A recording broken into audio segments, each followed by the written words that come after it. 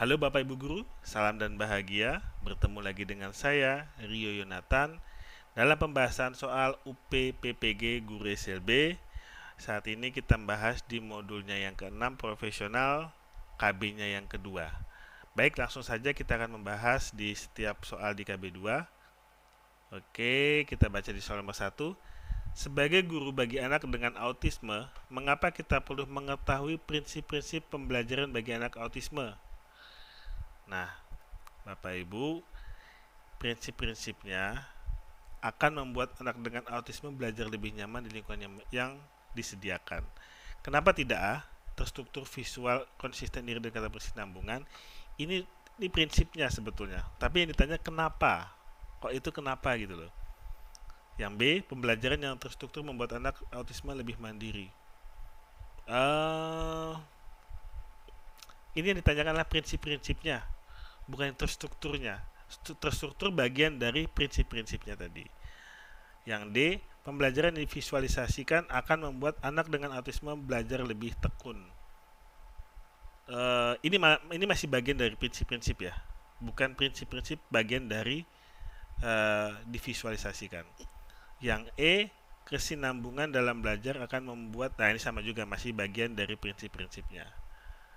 Jadi konsisten, visual, terstruktur itu bagian-bagian dari prinsip-prinsipnya tadi. Jadi jawabannya lebih tepat adalah C. Baik, soal nomor 2. Mengapa kita harus memahami struktur kurikulum? Supaya kita lulus program PPG? Tidak juga, bukan itu juga masalahnya. Yang B, struktur kurikulum perlu dipelajari? Ya, betul, tapi bukan itu yang diminta. Yang D, supaya saya tahu bagaimana bentuknya? Iya, betul, kita supaya tahu, tapi bukan itu juga jawabannya. Yang E, kurikulum yang saya tahu adalah kurikulum 2013. Nah, ini bukan juga jawabannya gitu. Tapi lebih tepat yang C, yaitu untuk memudahkan saya merancang pembelajaran. Kenapa kita mempelajari? Supaya kita tahu caranya merancang pembelajaran tepat itu seperti apa. Baik, lanjut ke nomor 3. Mengapa kompetensi inti dan kompetensi dasar ada dalam kurikulum? Nah, ini kita bisa analisis satu persatu. Yang E, karena kompetensi inti dan kompetensi dasar adalah dua hal yang saling berkaitan. Benar, tapi bukan itu yang diminta. Yang D, karena kompetensi inti dan kompetensi dasar adalah kewajiban guru. Betul juga, tapi bukan itu yang dimaksudkan. Kewajiban guru adalah mengajar, merancang pembelajaran. Tapi kompetensi inti sudah disediakan sebetulnya. Yang C, karena kompetensi inti dan kompetensi dasar harus dalam kurikulum. Betul juga, tapi bukan itu yang diminta. Yang B, karena kompetensi inti dan kompetensi dasar adalah panduan. Ya, tapi bukan itu juga yang diminta. Yang diminta adalah karena kompetensi inti dan kompetensi dasar merupakan hal yang harus dicapai oleh masing-masing peserta didik. Saya ingin berangkat ke pasar, berarti tujuan saya adalah kompetensinya adalah kompetensi dasarnya adalah saya akan ke pasar. Kompetensi intinya menggunakan apa gitu. Jadi lebih kepada seperti itu. Baik, nomor 4. Bagaimana kita seharusnya mengajarkan anak dengan autisme dengan menggunakan pendekatan TEE CCH. Oke, Bapak Ibu, ini adalah teoritis, jadi Bapak Ibu harus membaca tentang teori teach. Yang D, tidak ada satupun jawaban yang salah dan dari semua pilihan yang ada. Jadi semua jawabannya itu benar. Mulai dari A, ruangan yang digunakan harus ditata rapi, jadwal harus dibuat semenarik mungkin, harus ada cara-cara jelas, semua komponen dalam tes penggunaan harus dikombinasikan dan bisa juga secara individual. Tuh. Nomor 5. Mengapa pendekatan berbasis Applied Behavior Analysis atau ABA sering digunakan dalam pembelajaran anak dengan autisme? Ini juga sama, semua jawabannya itu benar Bapak Ibu. Pendekatan berbasis ABA sangat rumit. Pendekatan berbasis ABA tidak perlu evaluasi. Terus penilaian dan pendekatan berbasis ABA membingungkan. Yang E, murid menjadi tidak spontan dalam berkomunikasi. Nah, ini semua jawaban itu salah. Tidak seperti itu yang diharapkan. Makanya jawabannya adalah B, karena tidak ada jawaban dari A, C, D, dan itu yang benar. Baik, lanjut soal nomor 6. Apakah semua bahan ajar yang tersedia secara daring bisa digunakan untuk membelajarkan anak dengan autisme? Jawabannya ya, tapi harus disesuaikan terlebih dahulu dengan karakteristik, minat, dan motivasi yang dimiliki anak. Tidak bisa serta-merta kita kasih karena tersedia dan sangat menarik dan meminat bagi anak.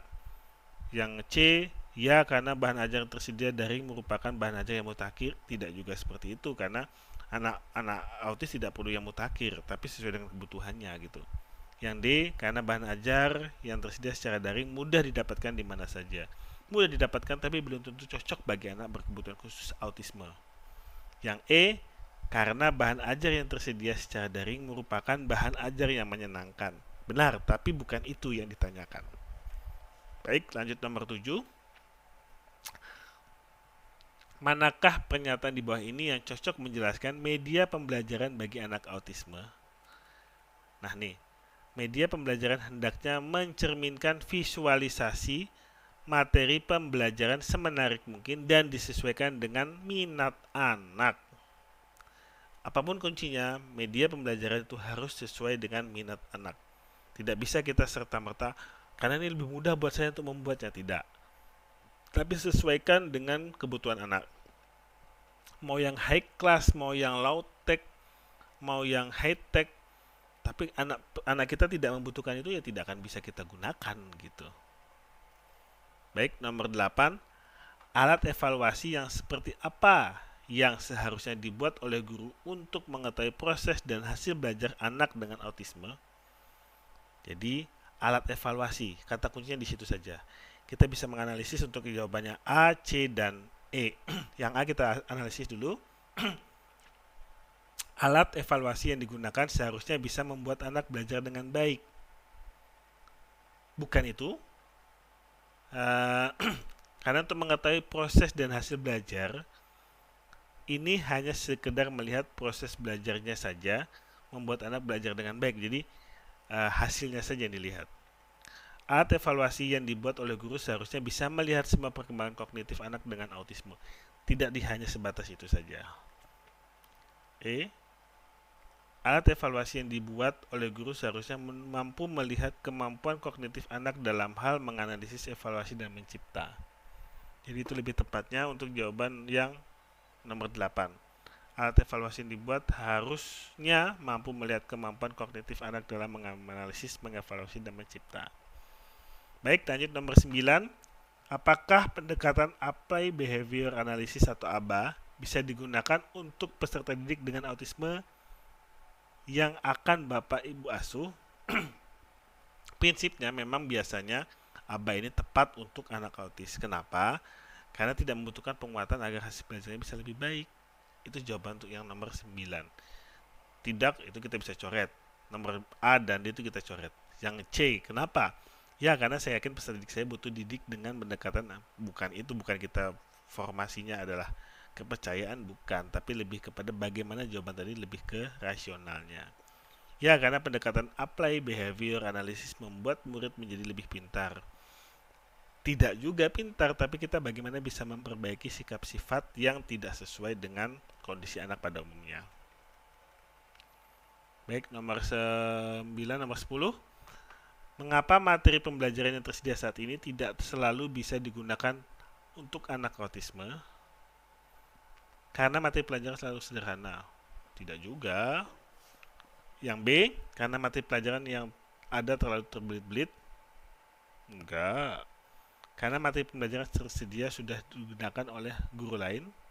Tidak ada hubungannya. Karena materi pelajaran yang ada susah difahami. Apalagi ini ya, tidak juga. Karena materi pelajaran tersedia untuk anak dengan autisme dibuat untuk umum dan tidak menghiraukan karakteristik. Jadi materinya dibuat untuk umum, tidak sesuai dengan kondisi dari si anak autis tadi gitu. Jadi seperti itu ya Bapak Ibu ya. Baik, demikian pembahasan singkat saya tentang pembahasan modul 6 profesional KB-nya yang kedua. Semoga video ini bermanfaat bagi Bapak Ibu guru semua. Salam hormat bagi Bapak Ibu guru. Aku, kamu, kita setara. Terima kasih.